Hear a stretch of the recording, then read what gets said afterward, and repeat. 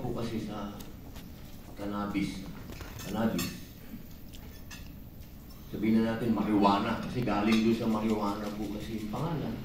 Eh alam naman po natin yung 50s hanggang 60s, 70s, 80s medyo naging biktima ng politika din ang marijuana sa Amerika. Okay, so parang nagkaroon ng kampanya doon against race ng mga tao, against the Hispanics, the Negroes, ganyan. In-identify sila kasama ng marijuana. So matagal na panahon yun, kasi tagal naman, ang discrimination naman, ang racial discrimination, kailan naman lang natin yan nakita wala na, nabawasan, ito lang naman pagpasok ng 21st century.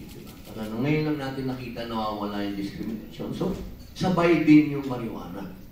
Habang nawawala yung diskriminasyon doon sa mga progresibong bansa, tinatawag natin sa progressive countries, sa mga developed countries, kasabay na rin yung mga research nila, mga evidence-based nila, scientific patungkol sa marijuana. So sila din mismo, tinanggal na nila yung pangalan ng marijuana. Pinalitan na nila ng cannabis. Kasi the marijuana itself, ang dating talaga is, wow, get high. Yun talaga din. Di ba? Talagang pangalan, marijuana pa lang, high ka na eh. Di ba? So, So, di ba? Pinalitan nila talaga, medical cannabis. So, yun yung, ganito ko siya kinukwento sa mga kapwa natin sila doon.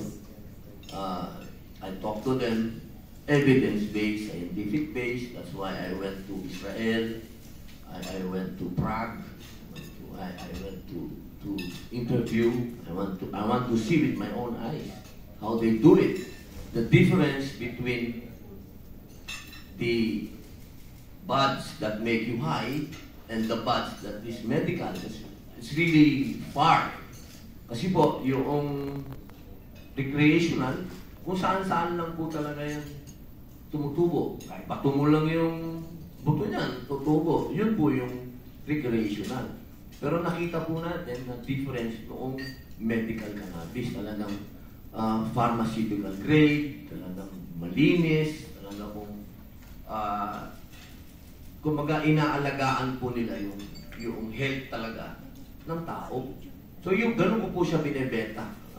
Ganun na po, talagang dinidirekta ko na po ang mga taong bayan na alam niyo po, totoo po yung sinabi ni Dr. Galo, nahuhuli na po tayo. Huling-huli na po tayo. Kulelat na nga po tayo. Hindi ko maintindihan bakit ang Pilipino, bakit gusto natin laging kulelat tayo. Nauuna tayo, biglang, ito ang sakit natin Pinoy. Kasi masyado tayong magaling talaga tayo.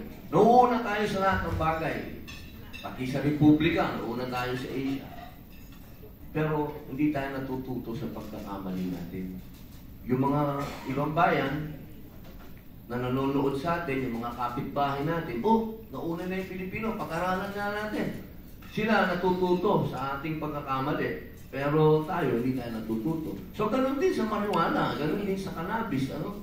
Ang dami natin dapat nang ginawa. Alam niyo po ba, yung hemp, na yan pong hemp na sinasabi nila na ang Australia, ang Japan, nagtatanim na sila ng hemp.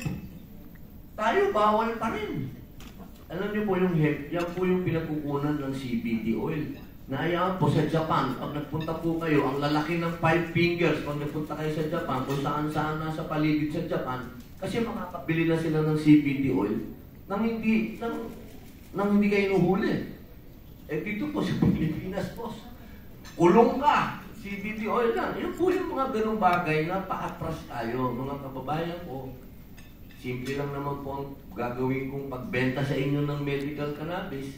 Yung ating pong gobyerno, laging umaangal kapag gusto bumili ng armas, kulang ang budget namin, kailangan namin bilhin ito, lahat. Basta pag galing sa ibang bansa, welcome sa atin.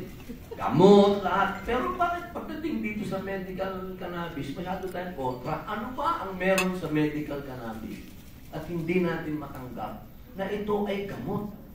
Eh yung lola ko, naalala ko pa yung pag masakit ang tiyan ng lola ko, pupunta sa bundok sa amin, sa kuya ko, pupunta doon sa bundok, kukuha ng ng damoski, doon. Di ba, parang matagal na itong gamot. So yun po, ganun ko po siya binibenta na matagal na itong gamot. Hindi ito bago.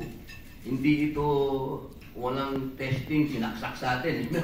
Di ba, merong sinaksak sa atin, walang testing, pumayag tayong lahat. Ito, puno na ng testing po.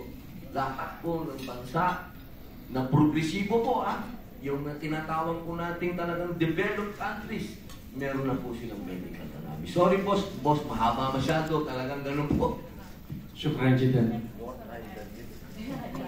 I just want to add there, sorry. So with our patients that we treat all over the world actually, and I treat a lot of Filipinos, they're coming to Thailand and other countries, so we want to try and keep also everything here, but we use oils, we use tinctures, we use capsules, we use gel caps, so it's dosed like a medicine, okay? We use topicals for pain. We are not using the flower where the patients are smoking it, we are using it as an actual medicine. And for the last 8 years, I've got thousands of patients, and my patients go to work. None of them are high.